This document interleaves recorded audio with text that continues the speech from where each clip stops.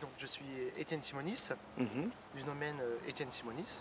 Donc là, on est sur le Grand Cru Markrein, donc, qui se situe sur la commune de Benvir. Donc c'est un grand cru qui fait à peu près 53 hectares de vignes D'accord. et qui est principalement planté en Gewürztraminer. Et là, on a aussi que du Gewürztraminer. On fait que du Gewürztraminer Markrein. On est vraiment sur du calcaire et sur du calcaire roulé. Donc on est vraiment sur des cailloux, sur du calcaire qui a été roulé par l'érosion. Alors oui. Donc D'accord. et alors pas beaucoup de terre. Donc ça donne ça. Donc la vigne, elle est pas trop vigoureuse. Elle est pas trop chétive non plus. Elle est tout juste bien, elle est tout juste bien équilibrée, sans rien faire. Elle s'équilibre d'elle-même.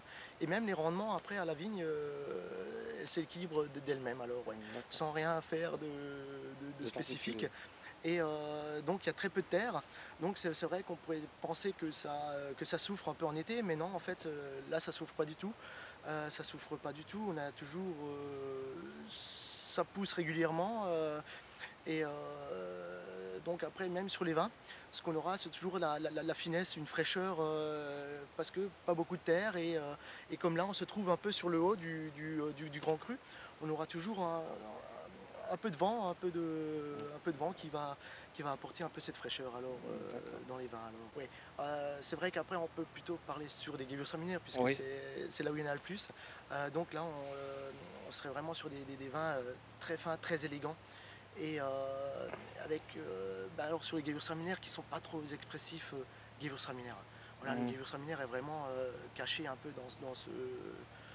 dans le terroir. On peut parler vraiment de finesse.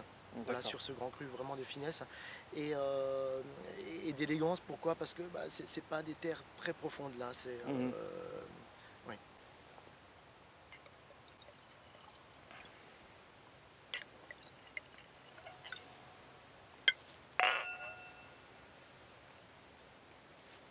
Donc alors qu'est-ce que l'on goûte?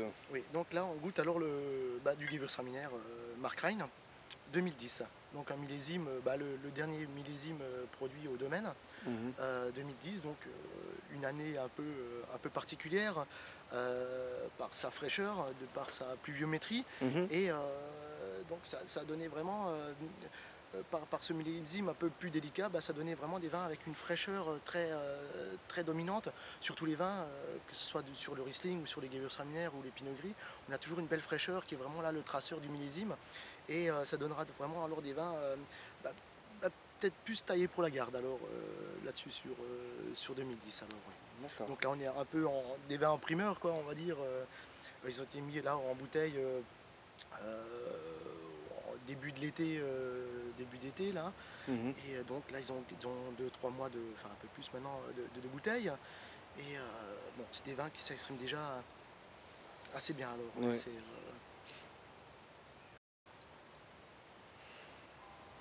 donc c'est pas encore un vin qui s'exprime Ouais. encore complètement, mais tant mieux, tant mieux.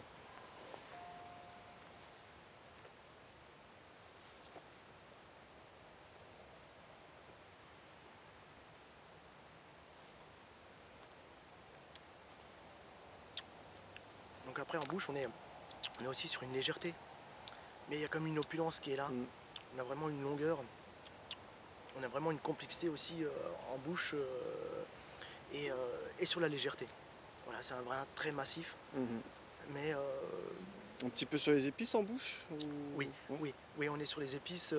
C'est vrai qu'après cette parcelle, on sera on aura un peu deux types de concentration. On aura un peu du passerillage et du botrytis qui va s'installer. Donc on a un peu les deux, ces deux petites choses qui sont là. Donc c'est vrai que peut-être le passerillage, on est plus sur le fruit, plus sur une finesse, une élégance, et le botrytis, voilà, une complexité, des arômes complexes, des arômes peut-être mielés, des choses comme ça. Mhm. Alors, Donc qu'est-ce qu'on pourrait manger alors avec ce type de oui. vin? Alors là, pour manger, bah, des fois le plus simple pour les vins, c'est de le boire pour lui-même, Voilà, c'est ça, ça peut se. en Ouais. apéritif. Et bien sûr, après tout ce qui est un peu des fromages. Bon, après on passe tout de suite sur un peu, Ouais. mais sur des fromages, voilà, sur des jolis minsters, sur des jolis minsters. Mhm. Après, bien sûr, sur le foie gras, sur les foie gras, et bien sûr sur des cuisines exotiques alors, ouais. Sur des cuisines exotiques, sur des canards à l'orange, ou alors sur des cuisines épicées. Des Ouais. cuisines épicées, mais quand même pas avec beaucoup d'épices non plus, quoi. Ouais, bon, D'accord. Oh, merci hein, pour cette dégustation. voilà, de rien, oui.